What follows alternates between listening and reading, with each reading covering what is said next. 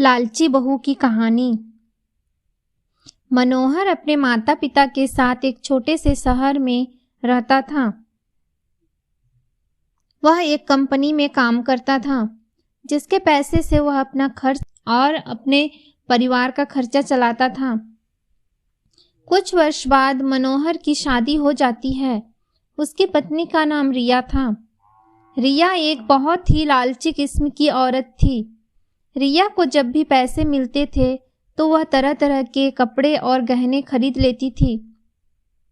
वह जब भी किसी समारोह में जाती थी तो हमेशा नए नए कपड़े और गहने पहनकर जाना चाहती थी। जब उसके पास नए कपड़े और नए गहने नहीं रहते थे तब वह अपने पति मनोहर से जिद करके खरीदवा लेती थी। उसकी लालच से उसका पति भी तंग आ गया था।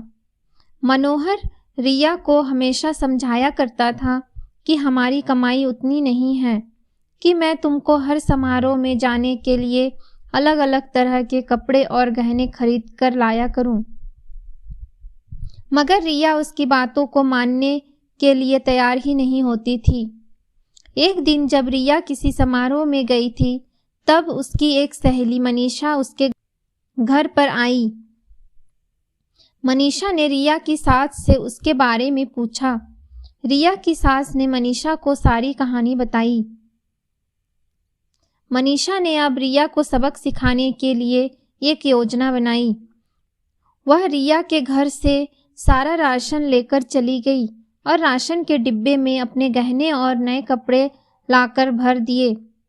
जब रिया समारोह से वापस आई तब वह किचन के डिब्बों में गहने देखकर बहुत खुश हुई।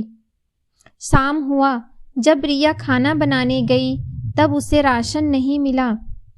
तब वह अपनी सास से पूछी, सारा राशन कहाँ गया?